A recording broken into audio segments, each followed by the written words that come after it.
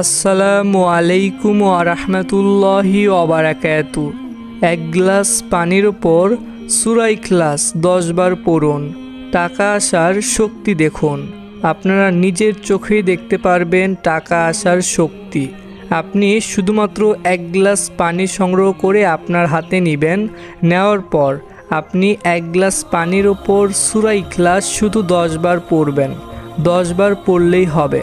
10 বার পড়ার পর দেখবেন যে আপনাদের কাছে টাকা আসার শক্তি এত বেশি আপনাদের কাছে টাকা আসবে যে আপনারা সেই টাকা আসার শক্তি দেখে আশ্চর্য হয়ে যাবেন। কিভাবে আপনাদের কাছে এত বেশি টাকা আসবে? আপনারা যখন এক গ্লাস পানির উপর সূরা ইখলাস 10 বার পড়বেন, তারপরে আল্লাহ তাআলা আপনাদেরকে নিজেই সাহায্য পাঠাবে। টাকার সাহায্য আপনারা তারপর দেখতে পারবেন। এই আমলটি কিন্তু খুবই সহজ। আপনারা কিভাবে আমলটি করবেন তার জন্য অবশ্যই এই ভিডিওটি সম্পূর্ণ দেখবেন। আর আপনারা অনেকেই হয়তো এই আমলটির জন্য একটি নিয়ম বুঝে আছেন। সেই নিয়মটি হচ্ছে সূরা ইখলাস আপনাদের শুধুমাত্র 10 বার পড়তে হবে আপনাদের হাতে গ্লাস নিয়ে। কিন্তু তার আগে অবশ্যই কিছু নিয়ম রয়েছে, ছোট নিয়ম। সেই নিয়মগুলো আপনাদের জানতে হবে। তার জন্য অবশ্যই ভিডিওটি সম্পূর্ণ দেখুন আর এখন থেকে মনোযোগ দিয়ে আপনারা ভিডিওর কথাগুলো শুনুন। তো আপনাদেরকে একদম সহজভাবে এই আমলটির নিয়ম এখন জানিয়ে দিচ্ছি।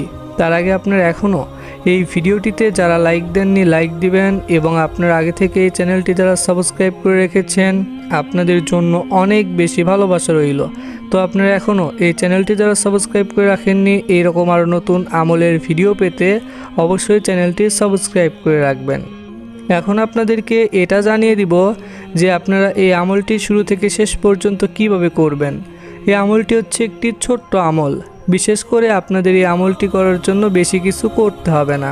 শুধুমাত্র আপনারা এক গ্লাস পানি প্রথমে সংগ্রহ করে নেবেন এবং তারপর আপনারা সূরা ইখলাস সেই পানির উপরে 10 বার পড়বেন, তাহলেই হয়ে যাবে। তারপরে আপনারা নিজেরাই দেখবেন টাকা আসার শক্তি। তো আপনারা মনে রাখবেন এই আমলটি কিন্তু সকলেই করতে পারবেন, যেমন ছেলে মেয়ে ছোট বড় সকলেই। এখন একটি কথা রয়ে গেল যে আপনারা এই আমলটি কখন করবেন। এই আমলটির একটি নির্দিষ্ট সময় রয়েছে।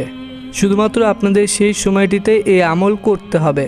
তো সময়গুলো আপনাদেরকে এই ভিডিওটির শেষে, মানে এই আমলটির নিয়ম বলে দেওয়ার শেষে বলে দিব। তাই আপনারা অবশ্যই শেষ পর্যন্ত ভিডিওটি দেখুন। তো আপনাদেরকে এখন নিয়মগুলো জানিয়ে দিচ্ছি। নিয়মগুলো হলো, আপনারা যখন এই আমলটি করবেন, যে সময় এই আমলটি করবেন ঠিক সেই সময় প্রথমে আগে অজু করে নেবেন। অজু করে নিয়ে তারপর আপনার অজু অবস্থাতে, পাক পবিত্র অবস্থাতে এই আমলটি করবেন। আর এই আমলটি আপনারা যে কোনো জায়গাতে করতে পারবেন। সেটা যে কোনো জায়গা হতে পারে। আপনি যদি বাসায় থাকেন তাহলে বাসাতেও এই আমলটি করতে পারবেন, অথবা আপনি যদি বাইরে থাকেন বাইরেও এই আমলটি করতে পারবেন। কিন্তু এটা মনে রাখতে হবে আপনাদের যে অবশ্যই এক গ্লাস পানি প্রথমে সংগ্রহ করতে হবে। এক গ্লাস পানি যখন আপনারা সংগ্রহ করে নেবেন তারপরই আপনারা এই আমলটি করবেন। তো এই আমলটি করার জন্য আপনাদের অবশ্যই তো সূরা ইখলাস পড়তে হবে 10 বার। তো সূরা ইখলাস আপনারা অনেকেই হয়তো জানেন এবং আপনারা অনেকেই হয়তো জানেন না। তো আপনাদের যাদের মুখস্থ রয়েছে তো আপনাদেরকে জানাচ্ছি অনেক ধন্যবাদ। তো সূরা ইখলাস পবিত্র আল কোরআন শরীফের একটি খুবই শক্তিশালী সূরা। তো সূরা ইখলাসের ভিতরে অনেক ফজিলত রয়েছে। তো আপনাদেরকে সেই বিষয়টি নিয়ে এখন আলোচনা করব না, শুধুমাত্র এটা বলে দিব যে আপনারা সূরা ইখলাসটি কীভাবে 10 বার পড়বেন। তো সূরা ইখলাসটি আপনাদের যাদের মুখস্থ নেই একটু পরে এই ভিডিওটির স্ক্রিনে দিয়ে দিব, আপনারা চাইলে সেখান থেকে দেখে মুখস্থ করে নিতে পারেন। তো আপনাদেরকে এখন মাত্র একবার সূরা ইখলাসটি তিলাওয়াত করে শোনাচ্ছি, মনোযোগ দিয়ে শুনুন। বিসমিল্লাহির রহমানির রহিম। কুল হুয়াল্লাহু আহাদ আল্লাহুস সামাদ লাম ইয়ালিদ ওয়া লাম ইউলাদ ওয়া লাম ইয়াকুল লাহু কুফুয়ান আহাদ। তো আশা করি আপনারা সূরা ইখলাসটি শুনতে পারলেন। খুবই সহজ। তো আপনারা এই সূরাটি অবশ্যই মুখস্থ করে নেবেন। তো আপনাদের বেশি সুবিধার জন্য এখন এই ভিডিওটির স্ক্রিনে সূরা ইখলাসটি দিয়ে দিচ্ছি, শুধুমাত্র বাংলা লেখা। তো আপনারা এই যে দেখতে পাচ্ছেন স্পষ্টভাবে সূরা ইখলাসটি আপনারা এখান থেকে দেখে মুখস্থ করে নেবেন।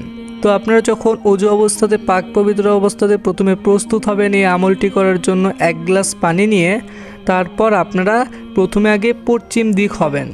অবশ্যই আপনাদের পশ্চিম দিক হয়ে এই আমলটি করতে হবে। আপনারা যদি পূর্ব দিক হয়ে এই আমলটি করেন অথবা উত্তর দিক হয়ে কিংবা অন্য কোনো দিক হয়ে আমল করেন তাহলে কিন্তু হবে না।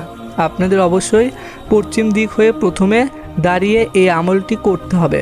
দাঁড়িয়ে আপনারা যখন ডান হাতে গ্লাসটি নেবেন, অবশ্যই আপনাদের ডান হাতে গ্লাসটি নিতে হবে, ডান হাতে ছাড়া কিন্তু হবে না। ডান হাতে গ্লাসটি নেওয়ার পর তারপর আপনারা সূরা ইখলাসটি পড়বেন।